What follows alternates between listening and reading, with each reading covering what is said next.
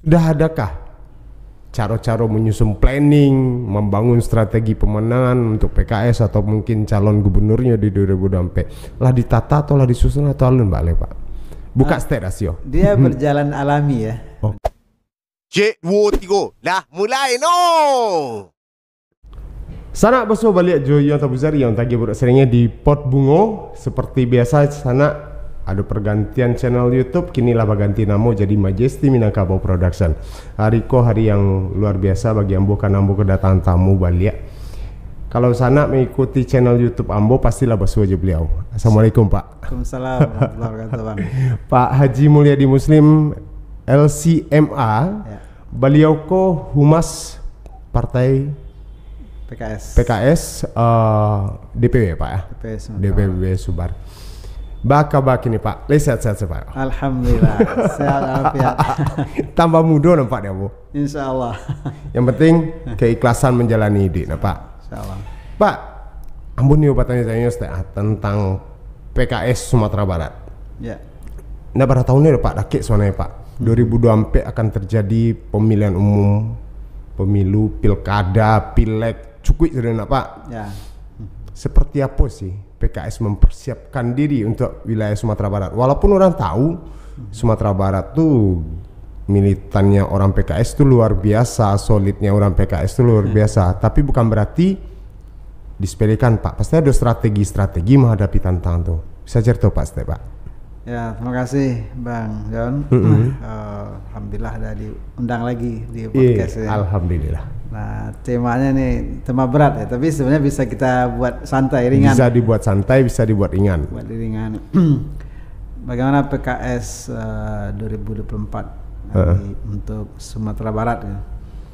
Nah, ini memang banyak variabel ya yang akan menentukan posisi PKS nanti di 2024.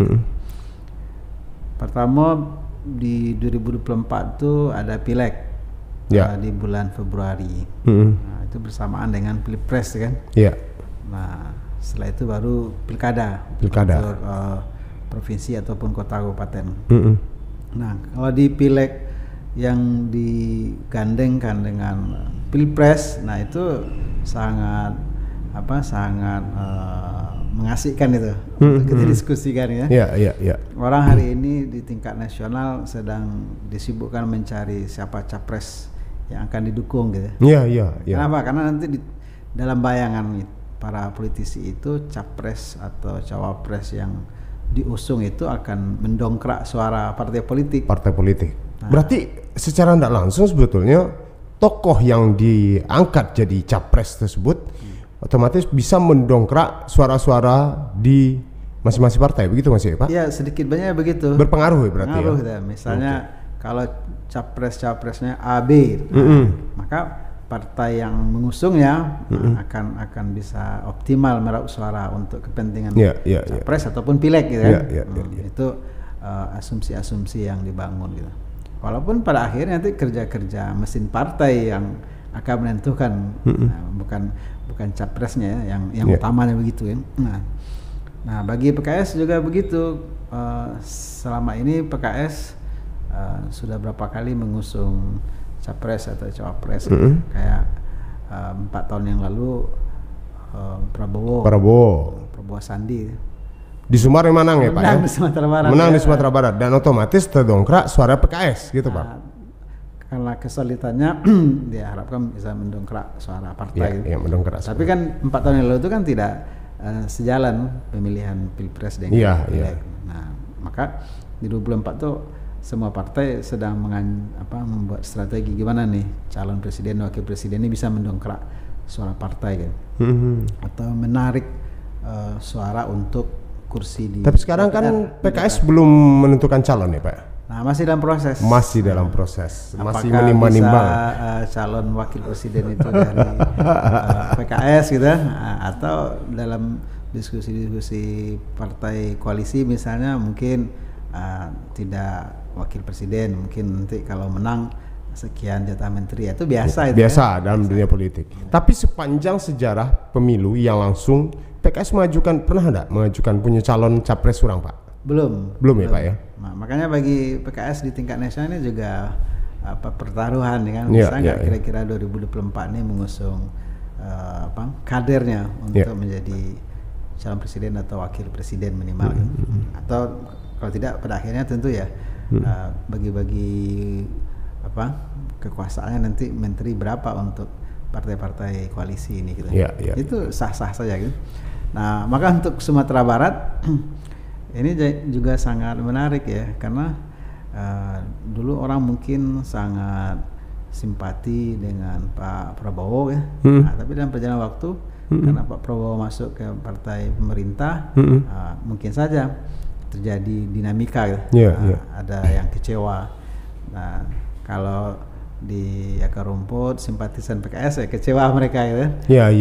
Karena PKS secara verbal nyampaikan partai oposisi. Partai oposisi di luar pemerintahan. Di luar pemerintahan. Nggak ada namanya partai oposisi masuk dalam pemerintahan kayak gitu. Nah, tapi kan nanti pada akhirnya kan setelah survei berkala lakukan, nanti pada akhirnya di hari pencoblosan itu ya, apakah memang simpatisan kader PKS tetap solid seperti tahun-tahun sebelumnya. Optimis nggak Pak kira-kira PKS menang di Sumbar? Ya insya Allah ya, karena 10 tahun awalnya Pak IP diusung oleh PKS, terus ketika Pak Mayildi diusulkan, diprediksi oleh banyak pengamat ini kalah ya. Ternyata malah menang juga. Menang. Berarti itu di luar hitung-hitungan para pengamat politik ya, di atas kertas ya. Berarti kan itu semuanya belum tentu terjadi kata-kata pengamat tuh Pak. Bukan. Begini kan, pengamat mungkin membacanya dengan variabel-variabel secara akademis atau analisa-analisa ilmiah ya. Tapi yang namanya politik dia dinamis ya. Kemampuan partai politik, mesin partainya bergerak. Tapi bisa dipastikan Pak, untuk calon gubernur 2024 Pak Mayildi masih dicalonkan PKS? Ya itu kan nanti kan partai yang memutuskan ya. Tapi secara sederhana saya rasa pasti akan diusung oleh PKS kembali. Kecuali ada suatu yang force majeure ya. Ada yang luar biasa, mungkin akhirnya berubah ya. Setidaknya kan kalau Pak Mayildi balik dicalonkan dan terpilih lagi, setidaknya program-program beliau bisa berjalan dengan baik gitu ya Pak. Berkelanjutan. Nah Pak, kondisi seperti itu sebetulnya Bang akan muncul gejolak-gejolak. Biasanya setiap pemilu menjolak. PKS mengatasi hal-hal seperti itu Pak? Gejolak dari masyarakat atau masyarakat ya. Ya ini memang karena sampai kok ada hoak-hoak muncul bagaimana Pak, isu-isu yang tidak jale gitu kan. Memang kita mungkin elit politik mengkhawatirkan ya. Tapi kita di lapangan melihat masyarakat sudah semakin dewasa, bahwa ada dinamika segala macam, kayaknya sangat akan terjadi chaos luar biasa ya. Karena ternyata itu hanya di grup-grup WA saja gitu. Kalau di masyarakat mereka adem ayem saja. Adem saja. Ada orang yang ngasih bantuan sembako, masyarakat terima ya. Orang Minang ini diajarkan ada orang bahagia resaki, ada resaki kan. Tapi pilihan jangan dulu gitu. Pilihannya mereka masyarakat Minang ini independen mereka.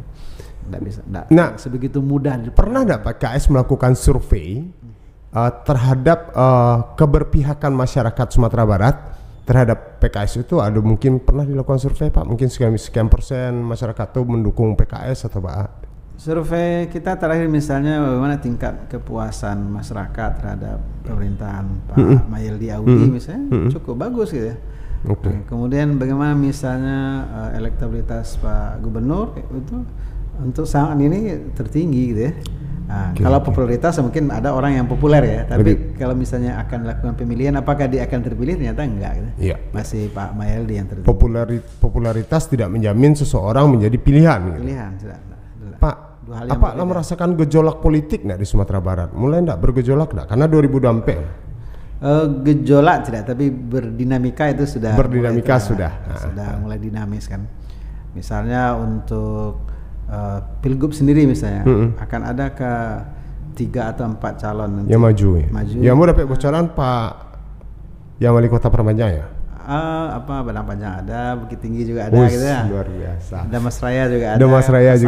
Pasaman ya. Juga ada. Artinya banyak tokoh di yang muncul gitu kan. Yang muncul itu bagus untuk demokrasi ya. Nah, kalau nanti yang muncul cuma 2 calon kan head to head nanti agak agak keras nanti dinamikanya kan. Waktu Patang tuh PKS berkoalisi dengan P3, nah, Pak. P3. Bisa jadi itu terjadi balik atau tidak sama sekali? Mudah-mudahan tetap bisa langgeng koalisinya. Okay. Karena banyak variabel yang bisa mengokohkan koalisi ini gitu. Pak, ambo tanya Cik, setelah nak jadi wakil wali kota Padang, Pak Mulyadi Muslim kok 2024 Niokama kok DPR RI atau mencalonkan diri jadi wali kota Padang atau apa kok Pak? Iya, kalau kita sebagai kader partai di PKS diajarkan ya harus patuh dengan instruksi. Jadi kalau seandainya kata partai kembali ke barak mengawal pileg, mengawal pilkada, ya berarti ya kita di belakang layar lagi gitu ya. Tapi kalau seandainya disuruh maju caleg ya, caleg kota, caleg provinsi atau DPR RI misalnya, kita harus siap ya. Untuk apa? Untuk apa? Berkontribusi dalam demokrasi untuk pelayanan kepada masyarakat gitu. Karena berarti, itu memang partai didirikan untuk itu. Berarti kader-kader PKS ini harus tunduk pada aturan partai dan yang jelas mereka menunggu instruksi dari partai. Kalau partai tidak menyetujui, ya tidak bisa. Artinya setidaknya itu menunjukkan loyalitas kader-kader. Semua itu kan tujuan untuk melayani masyarakat. Apakah seperti itu atau memang sebetulnya dalam dunia politik sendiri dan partai sendiri punya kepentingan Pak orang-orang kok? Semua partai punya kepentingan untuk mendapatkan kekuasaan. Itu tidak naif ya. Memang begitu partai didirikan untuk merebut kekuasaan di legislatif atau di eksekutif ya. Tapi PKS mengajarkan kepada kader-kadernya untuk tunduk, patuh, loyal kepada instruksi partai. Misal dia selama ini jadi anggota dewan di tingkat kota, tapi udah 3 periode, lalu kebijakan partai ada regenerasi, ya dia tidak dimajukan lagi, dan dia harus legowo gitu. Walaupun dia ketua partai gitu. Atau misalnya dia disuruh naik kelas, caleg anggota dewan selama ini di tingkat kota kabupaten, disuruh naik ke provinsi, dia tidak perlu pula mengatakan oke, saya naik ke provinsi saya nomor urut 1. Enggak, itu tergantung partai, mau ditaruh nomor urut 1, nomor 8, nomor 10, itu dia harus patuh. Bukti loyalitasnya kepada partai. Pak, ada pertanyaan Ambo sebetulnya, setidaknya mungkin Pak bisa mengklarifikasi, entah apakah itu hoax atau apa namanya, di bawah kepemimpinan Pak Mahyildi, notabene orang PKS, Pak Mahyildi itu selalu dikelilingi orang-orang PKS yang sibuk membisikinya aja. Seperti itu kah atau apa? Sebab karena mereka merasa tidak nyaman dengan Pak Mahyildi karena sibuk dengan orang-orang sekitarnya. Bisa Pak mengklarifikasi hal itu? Kita harus pahami secara komprehensif ya. Mungkinkah semua orang senang dengan kebijakan gubernur atau bupati misalnya? Sama saja, bukan Mahyildi saja. Tanyalah bupati atau wali kota yang lain, apakah semua orang senang dengan kebijakan? Tidak. Nah, dalam kaidah agama juga begitu, ridhon nas wa yatun la tudruk. Semua orang senang dengan kebijakan kita itu mustahil. Apa saja lah, misalnya kita dengan di keluarga aja lah, satu yang kita buat keputusan pasti mungkin yang anak nomor 1 sulung setuju, anak nomor 2 mungkin tidak setuju, yang nomor 3 ada bungsu mungkin nggak setuju gitu kan. Artinya begitu dinamikanya. Nah, dalam pemerintah juga begitu kan, banyak hal yang perlu ditimbang. Bagaimana membuat sebuah kebijakan, pertimbangan anggaran, kondisi di birokrat, gitu, keterwakilan banyak unsur, gitu. Nah, sehingga ketika diputuskan bisa jadi ada yang senang, ada yang suka, ada yang gembira, ada yang kecewa, ada yang sakit hati, ada yang nggak setuju. Nah, lalu dimunculkan Mahyildi ini dikelilingi atau dipengaruhi oleh orang sekitarnya, pembisiknya macam-macam ya. Ya itu kan orang yang risih atau tidak menilainya secara objektif ya. Kalau mereka melihat secara objektif kan bisa dibuktikan mana kebijakan Pak Gubernur atau Wakil Gubernur yang merugikan masyarakat atau rakyat secara umum ya.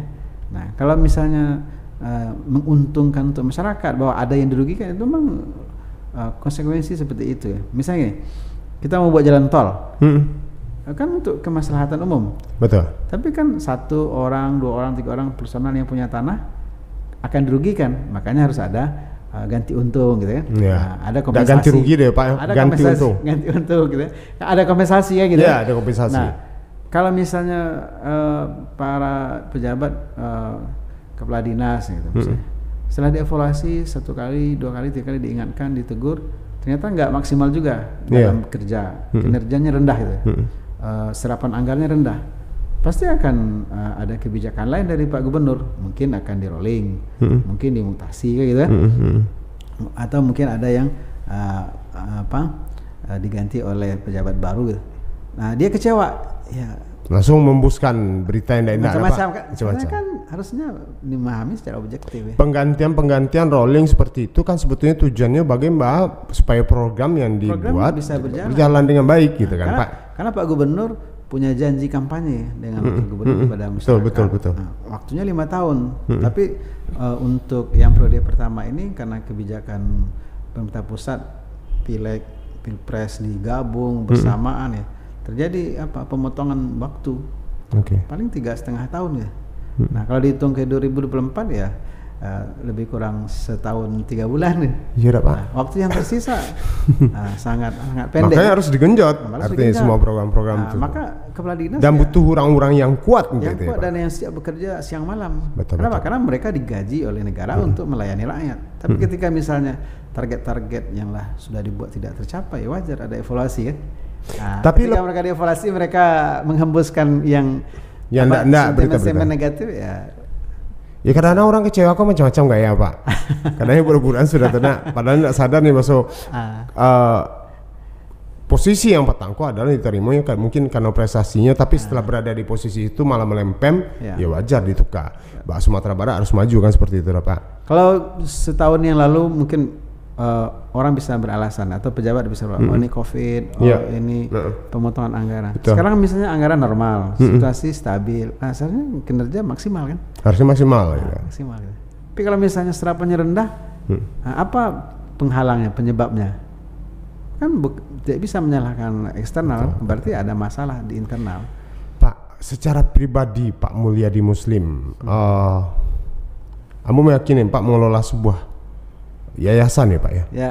Yayasan apa Pak? Yayasan Wakaf Arisalah. Arisalah.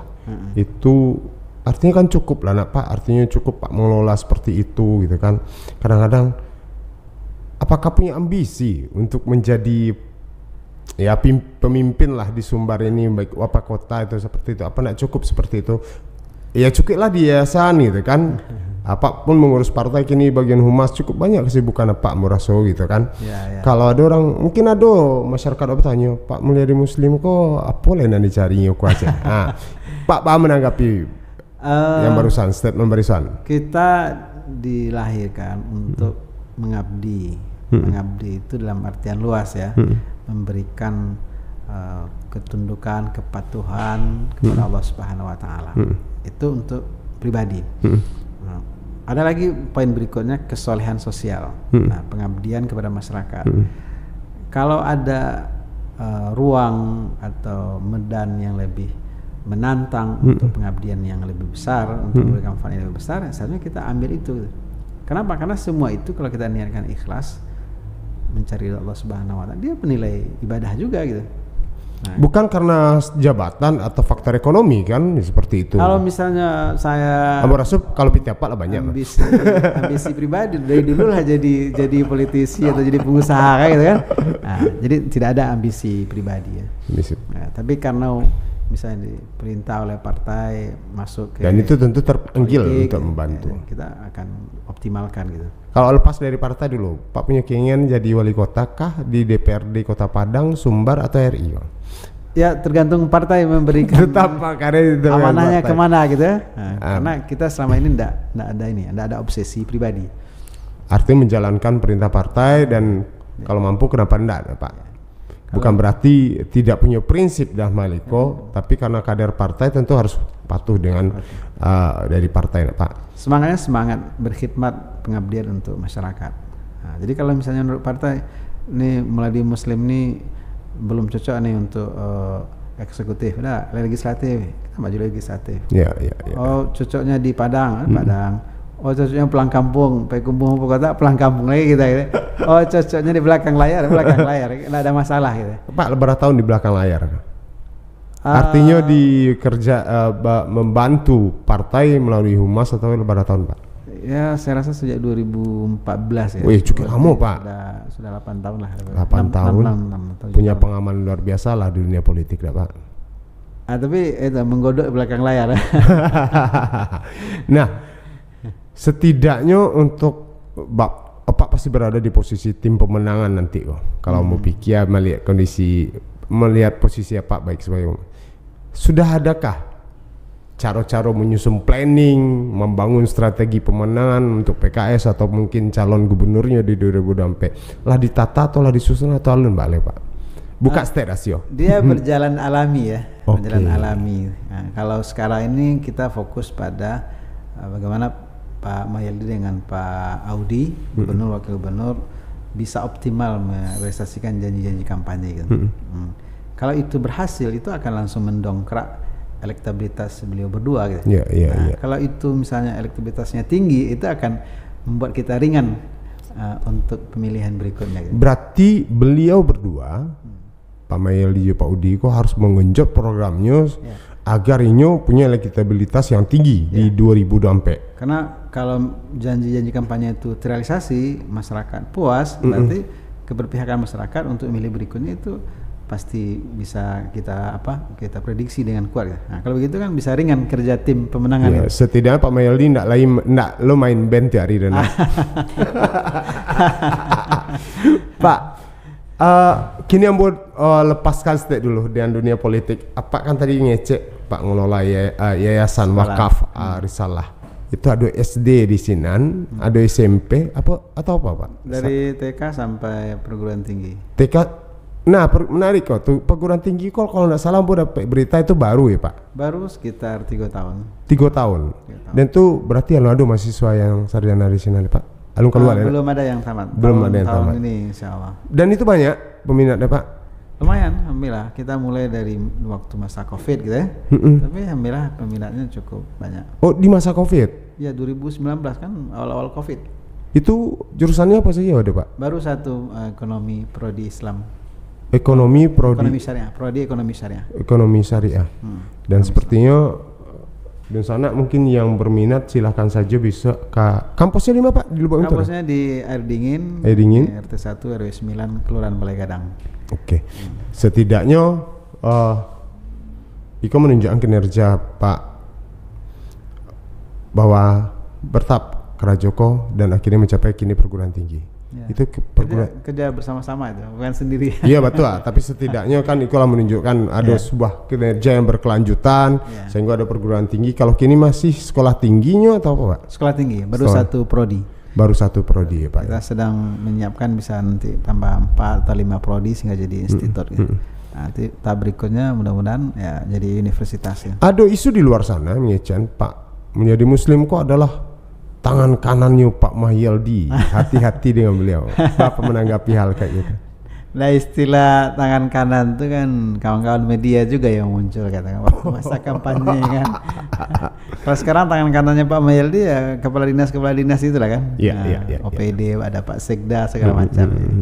Karena kita fokus mengawal kegiatan yang mengawal program, mengingatkan program punya peranan apa di situ. Artinya, Pak Mahyildi ada program sesuai janji waktu kampanye yang ternyata belum terrealisasi, itu diingatkan oleh tim. Ada enggak seperti itu, Pak? Dari partai? Secara berkala ada. Berkala kan ada rapat di Bapeda. Jadi kayak evaluasi lah gitu evaluasi, ya. Oke. Kalau kita mengawalnya dari luar ya, karena apa? Karena kita mengurus partai gitu. Nah, kalau sekarang tangan kanannya Pak Gubernur, Pak Wagub ya para kepala OPD itu. Itu tangan kanan beliau dan tentunya beliau sangat hati-hati memilih para kepala dinas agar program bukan agar posisi Pak Wagub Pak Gubernur terselamatkan, tapi bagaimana program yang diterapkan beliau bisa berjalan. Itu ya, Pak. Karena itu alat ukurnya sederhana, nanti sekali 5 tahun dianggap sukses atau enggak gitu. Iya. Janji-janjinya terpenuhi atau enggak ya. Pak, sebetulnya paling susah masyarakat Sumatera Barat dalam menghadapi masa-masa akan ada pileg, pilgub, pilkada kok yang 2024 kok yang paling susah bagi masyarakat apa sih sebenarnya, Pak? Maksudnya susah tuh kita susah loh menghadapi masyarakat yang mungkin enggak percaya dengan dunia politik atau ada enggak seperti itu di Sumatera Barat? Ya, kemarin kita diskusi dengan kawan-kawan KPU gitu ya. Nah, tingkat partisipasi masyarakat untuk Sumatera Barat secara umum kan lumayan sebenarnya, tapi tidak sampai 80%, 90%, apalagi 100 ya. Artinya enggak sampai ya. Enggak. Paling 70-an ya. 70-an. Artinya apa? Ada sekian persen masyarakat itu memang acuh saja, enggak peduli. Enggak peduli. Mau ada pemilik, ada pemilu, ada pilkada, mereka enggak mau ikut. Tapi saya menduga 2024 nanti itu akan tinggi. Luar biasa. Tinggi partisipasi masyarakat. Kenapa, Pak? Ada pergantian presiden. Oh, ada pergantian presiden, tentunya karena belum Pak Jokowi lebih masa jabatan ya Pak ya. Pak Jokowi habis periode. Kan? Oke, habis periode. Kemudian yang kedua, sosialisasi dari kawan-kawan KPU itu sangat masif ya, agar masyarakat ikut berpartisipasi aktif ya. Kemudian dengan kemajuan teknologi sosmed bisa dimanfaatkan untuk itu. Nah, mudah-mudahan juga anak-anak milenial juga punya kepedulian dalam demokrasi ini. Terkait Pilgub, sudah ada partai yang berusaha untuk dekat dengan PKS Pak di Sumbar. Isu-isu mungkin ada. Isu ada. Mungkin ada kan. Ada karena itu bagian dari strategi. Karena kita kan tahu kan? PKS di Sumbar itu sangat besar gitu kan. Dan tentu yang di bawah PKS itu berusaha mereka dakeknya kita. Ya bisa jadi begitu kan. Atau bisa jadi isunya ini Pak Gubernur dengan Wagub pecah ya, koalisi pecah ya. Oh iya. Kan bisa jadi macam-macam isu. Ya isu itu beredar. Ada kini yang mau undangnya Pak Wagubnya jalan surang, Pak Maildi jalan surang lo gitu. Ya, tapi untuk membuktikan kebenarannya tanya kepada mereka berdua kan. Ternyata kan masih akur-akur saja, alhamdulillah kan. Nah, isu-isu ini OPD ini timnya Pak Wagub, ini timnya Pak Gubernur. Ini di awal dulu juga dari munculkan begitu kan. Nah, tapi kan seiring dengan perjalanan waktu kan terbukti ini hanya isu-isu yang dimunculkan untuk memecah belah konsentrasi lah. Memecah konsentrasi sehingganya bisa masuk pulau gitu. Masuk pihak ketiga. Masuk pihak ketiga. Wah. Memang politik tuh kan kadang-kadang politik itu kotor. Pak setuju enggak dengan hal itu? Pernyataan itu? Kalau Daja masih ingat dengan pernyataan saya 2-3 tahun lalu, politik itu kotor kan maknanya apa ya? Persepsi yang dibangun oleh orang seolah-olah kan begitu ya. Nah, sehingga yang mengerti agama, yang tahu tentang syariat Islam, yang mengerti tentang maqasid syariah, jangan masuk-masuklah politik praktis ya. Oke. Nah, yang ada itu ya politik itu adalah kompetisi untuk merebut kekuasaan. Bukan masalah kotor atau tidak kotornya. Perilaku manusia mungkin ada yang salah, ada yang benar gitu. Nah, maka kalau kita punya pemahaman dalam Islam ada tentang syariah syariah atau politik Islam, ya pasti kita akan mengedepankan politik yang santun, politik yang sehat ya, politik dengan dengan karakter, politik yang beretika gitu. Nah, bahwa kita memenangkan sebuah pertandingan ya tentu harus ada siasat ya, strategi gitu. Itu di mana-mana juga begitu ya. Namanya pertandingan gitu. Harus ada siasat, ada strategi. Pak, ada kamu baca di salah satu portal berita lah, yang salah seorang politikus nasional mengatakan, kenapa sih kampus pada takut orang-orang politik masuk gitu. Sementara kita kan memberikan pendidikan politik kepada kalangan kampus. Apa pendapat Pak terkait itu? Saya dalam poin ini memang setuju dengan pendapat begitu ya. Kenapa kok kawan-kawan di kampus ya mahasiswa kesannya tidak menerima, tidak peduli dengan dinamika politiknya. Padahal sebenarnya mereka ujung tombak yang sangat diharapkan oleh masyarakat. Dan mereka generasi penerus yang bisa jadi mereka akan turun dalam dunia politik. Gitu. Punya potensi untuk menalisanya dengan baik. Pergerakan itu sebenarnya dari kampus ya. Ya banyak kan Pak politikus berasal dari kampus gitu ya. Nah, sekarang kesannya mahasiswa tidak mau ngurusin itu gitu. Padahal nanti kalau tamatnya langsung lo minta tolong jadi caleg kok. Mereka yang akan melanjutkan. Ya setidaknya ada pemikiran bahwa mereka harus mendapat pendidikan politik dari dini agar ketika terjun nanti ke dunia politik mereka lah siap baik secara mental mereka, terutama mental barangkali enggak Pak. Di sana ada yang menarik dari seorang Pak Mulyadi Muslim. Beliau ambo menilai, bukan ambo memuji di muka Anda, ada ketulusan, ada keikhlasan menjalani proses beliau. Sebetulnya apa sih yang Pak cari lagi gitu dengan merasa kini hidup sudah cukup nyaman. Walaupun mungkin kesana Ambo bawa lihat pertanyaan di awal, tapi yang Ambo ingin kaji itu adalah apakah penting bagi seorang Pak Mulyadi Muslim untuk menjadi seorang pemimpin di Sumatera Barat? Bukan masalah penting, tidak penting ya, tapi bisakah kita memberi manfaat lebih banyak kepada masyarakat? Intinya bisa enggak saya bermanfaat bagi masyarakat? Dan itu medannya tidak mesti politik. Ya. Tidak mesti menjadi eksekutif atau legislatif. Tapi di mana kita berada bisa nggak memberikan manfaat banyak kepada masyarakat? Okay. Itu yang penting. Pak, apa kini ikut ngajar di Risalah? Masih. Pak masih ngajar ya berarti ya? Masih ngajar. Alhamdulillah. Sukses Pak dari Pak, mudah-mudahan Risalah. Jadi kini planning Pak ke depan apa nih Pak? Serpa rencana. Planning seorang Pak Mulyadi Muslim. Baik dalam dunia politik, dalam dunia pendidikan, pengen tahu Mbak.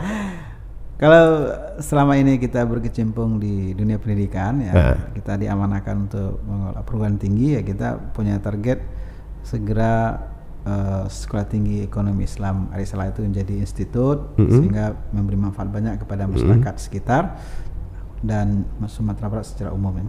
Kalau bidang kemasyarakatan yang tadi, kalau misalnya partai menganggap seorang Mulyadi Muslim layak untuk maju di legislatif, kita menjalani itu. Siap gitu ya. Menjalani itu. Kalau seandainya seorang Mulyadi Muslim tetap di belakang layar men-setting, merancang semampunya dengan teori-teori yang ada, dengan konsep yang ada, ya kita akan jalani itu. Intinya adalah di mana kita berada bisa memberi manfaat lebih banyak untuk masyarakat. Okay. Nah, ada berapa ungkapan yang membedangah Pak Mulyadi Muslim berusaha untuk membangun pencitraan, membangun popularitas. Kalau Ambo sih memang harus dalam dunia zaman kini, kalau tidak populer Anda tidak bakal dianggap siapa-siapa. Kalau Anda tidak punya citra yang bagus, Anda juga bukan tidak apa-apa. Tapi citra bukan hanya pencitraan dalam konotasi yang positif, itu kan memang membangun pencitraan. Setuju enggak Pak dengan pendapat Ambo tadi? Keikhlasan itu di hati.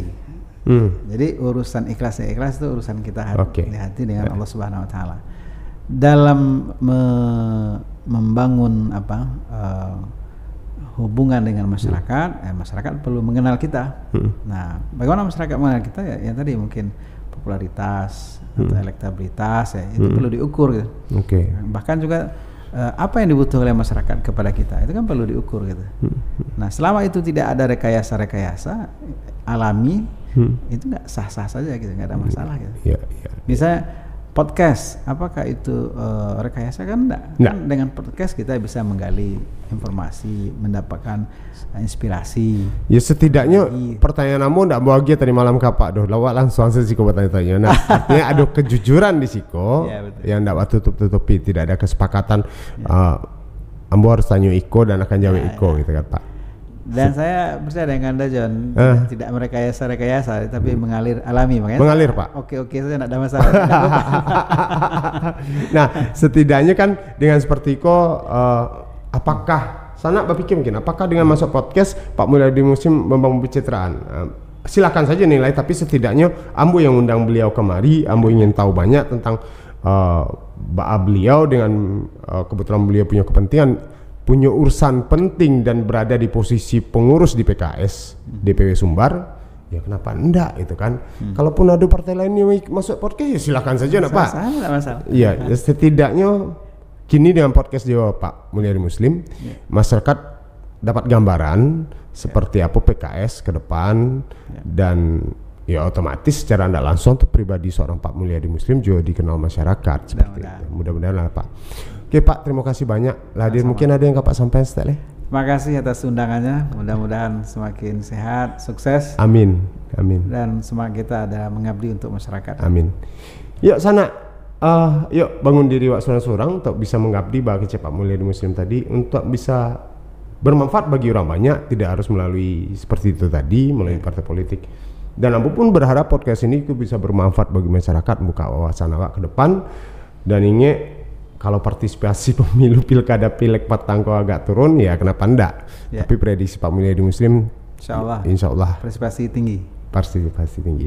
Makasih banyak Pak Mulyadi Muslim hadir di podcast Sambo di Pot Bungo. Nah sana mungkin sana berminat dengan Detambo kok mau pasan di Orang Bukit Tinggi namanya Irsat. Biko ambo cantumkan ya nomornya di kok. Lah sana terima kasih banyak Ambo yang tabuzar je Pak Haji Mulyadi Muslim LCMA lah hadir di Pot Bungo. Kita tunggu tokoh-tokoh luar biasa ini. Lah. Cik 2 3 lah habis sana lah no lebih